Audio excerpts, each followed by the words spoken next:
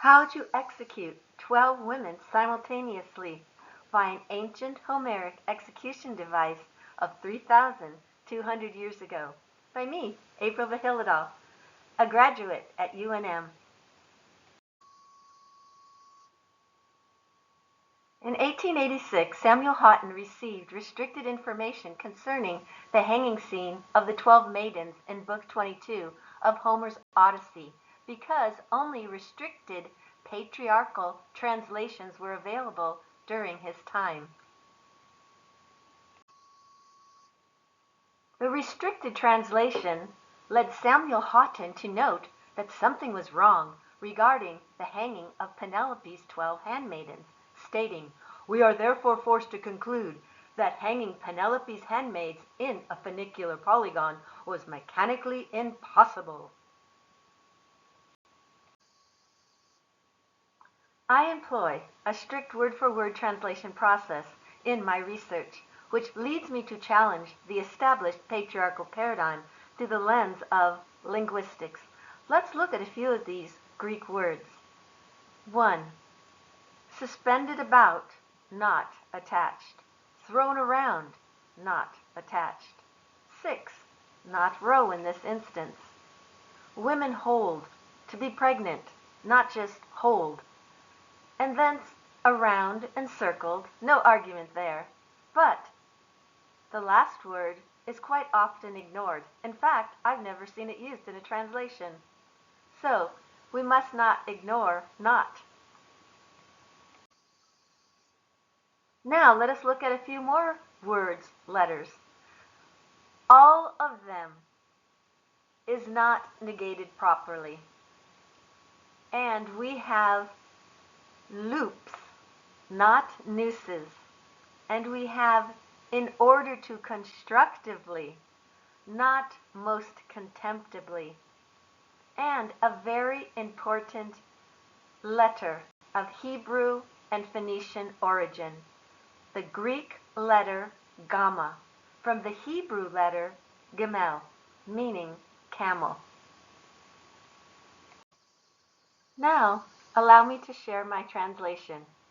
So said he, with conviction, a new, dark, proud ship's cable, suspended about the tall pillar with a dome, by throwing it over the dome, and pulled it tight, up high, lest any reach the ground with their feet, as when doves or long-winged thrushes fall into a snare that stands in a thicket, when they go to roost, and a loathsome bed welcomes them, like the maidens and the suitors of Penelope. So, like camels, 6 of the heads of the holding women, or pregnant women, were encircled, some of the 12, but not all of the 12, by loops, so they die most constructively. They gasped and struggled with their feet a little, but not for very long. Now, let me share with you the translation that Samuel Haughton might have used. So said he, and he fastened a dark, proud ship's cable to a tall pillar and threw it around the dome, and pulled it tight up high, lest any reach the ground with their feet, as when doves or long-winged thrushes fall into a snare that stand in a thicket, when they go to roost, and a loathsome bed welcomes them. So, in a row, the women held their heads, and around all their necks were nooses, so they die most contemptibly. They gasped and struggled with their feet a little, but not for very long. Above, you have a diagram of the funicular polygon that Samuel Haughton said was impossible due to the translations available during his time. Now you have my translation, which you see is the proper execution device of the 12 maidens and 6 of the unborn children. I now visualize and can reproduce with great accuracy the execution engineering model that Haughton was unable to glean. My translation afforded me to be able to build the first prototype of the execution scene, which includes a nautical cable suspended about a column with a dome. So like camels, 6 of the heads of the holding women, or pregnant women, were encircled, some of the 12, but not all of the 12, by loops.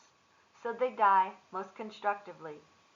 Not most contemptibly, because contemptibly implies a judgment upon these women, where constructively implies the genius surrounded around this mechanism of execution.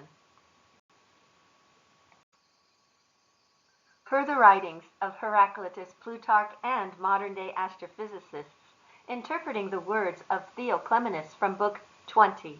The sun has been obliterated from the sky, and an unlucky darkness invades the world.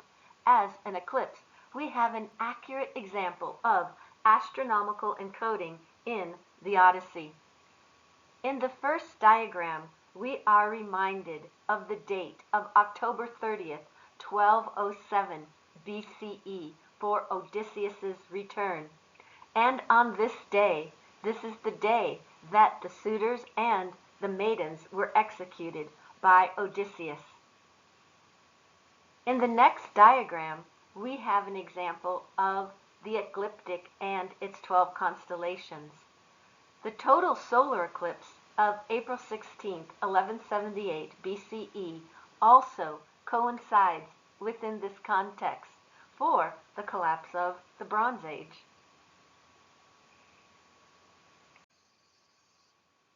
Let us note, astrophysicists assert that the suitors and maidens were executed during an eclipse.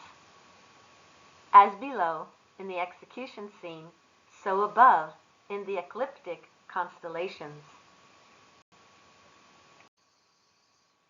Now, let us review the metaphors involved in this presentation.